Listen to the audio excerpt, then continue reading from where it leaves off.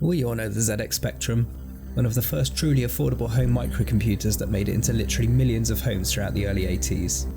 These things have stood the test of time fairly well and are still relatively easy to find.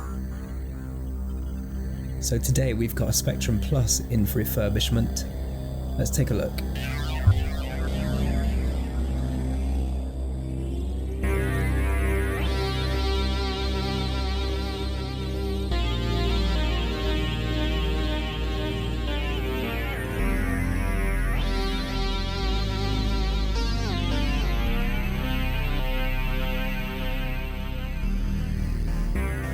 Okay, that's enough intro.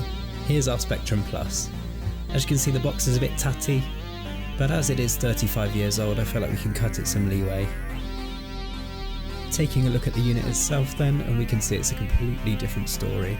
This Spectrum doesn't even look like it's been used. This is certainly good news for our refurb, as it means we won't need to make any cosmetic repairs. Looking at the other bits in the box then, we've got a selection of games that we can test out later, a nice green 80s power plug connected to our original Spectrum power supply, and of course our joystick adapter. So the next stage in our journey then is to see how kind time has been to this Spectrum. Is it going to work? Of course we're using RF for this, as it's unmodified, and that means tuning in our TV, something which I haven't done for a number of years. Okay, we've got a picture, and our success was short-lived, as of course the keyboard membrane is gone. Things are happening, it's just not the right keys, and some keys aren't doing anything. So we know what that means. It's time to open up our Spectrum and have a look inside. Okay, so we'll start by removing the 8 screws on the bottom of the Spectrum.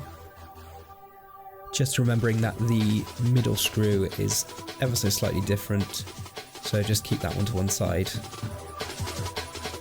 Once the screws are undone, the top will just lift off, revealing the inside of our Spectrum, which probably hasn't seen the light of day in 35 years. The next step then is to just remove the keyboard connectors. This will allow us to completely separate the Spectrum and just work on the keyboard.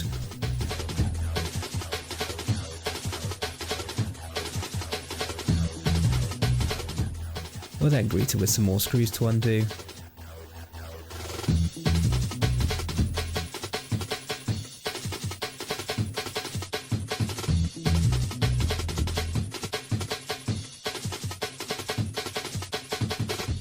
And then it's just one bit of plastic to come off and we can get to our membrane.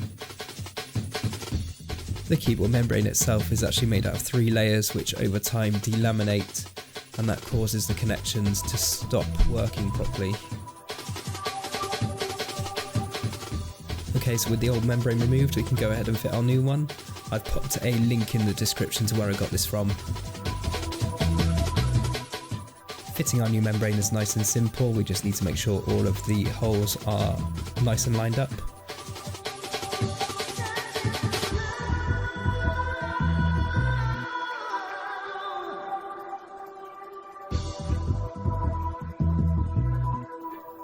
We'll just start by getting a couple of screws in either side, one in the middle, and then just filling in the rest.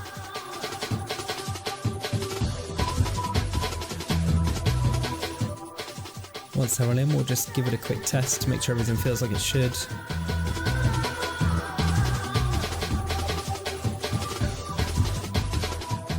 Once we're happy with that, we'll just go ahead and put on the cable clamps. These are actually important because they make a connection of the 3 layers inside the membrane.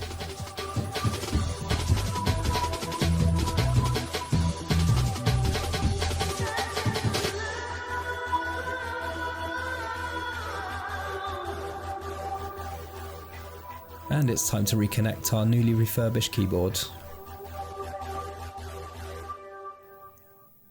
With everything back together, it's time for a quick test of our new membrane. And I'm pleased to say that this Spectrum keyboard is now back to being fully functional.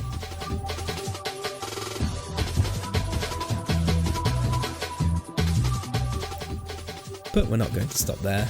As we've got our Spectrum open, it makes sense for us to do a composite mod. This allows us to completely bypass the RF unit and use the Spectrum's dedicated composite video output. So our first step is to remove any RF connections to the RCA jack on the back of the Spectrum, as well as cutting both of the wires that go into the RF box from the outside.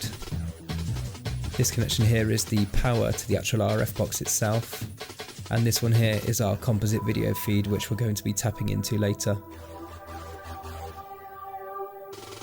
And this is the hole here that we're going to use to run a wire from the composite signal to the RCA jack.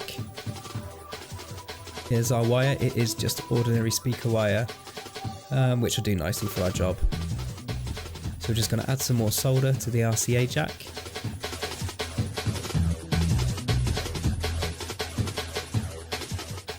And feed our wire through the hole and just solder it onto the middle of the RCA. So that should look something like this.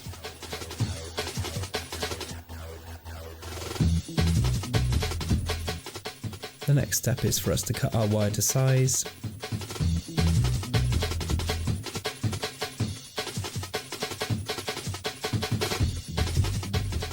And then go ahead and solder it onto that composite pin on the motherboard.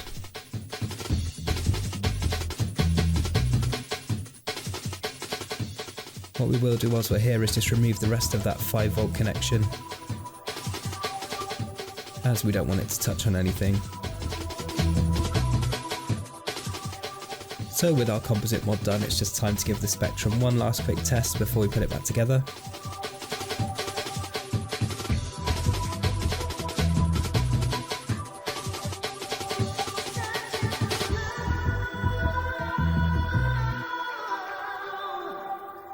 And now we can use our AV on the front of our TV,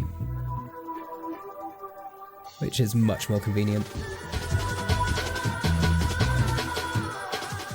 The moment of truth then, and perfect. And as you can see, it looks a lot better than it did before.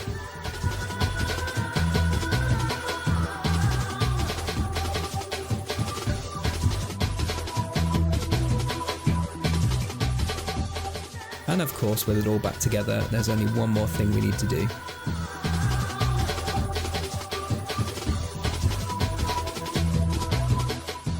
So we'll grab our trusty Amstrad tape recorder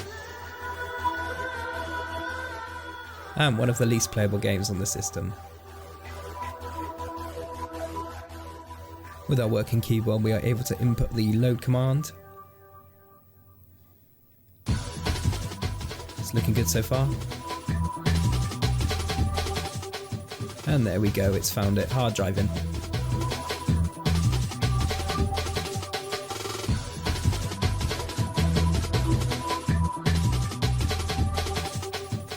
And my driving skills aside, it's good to see that our Spectrum is working perfectly.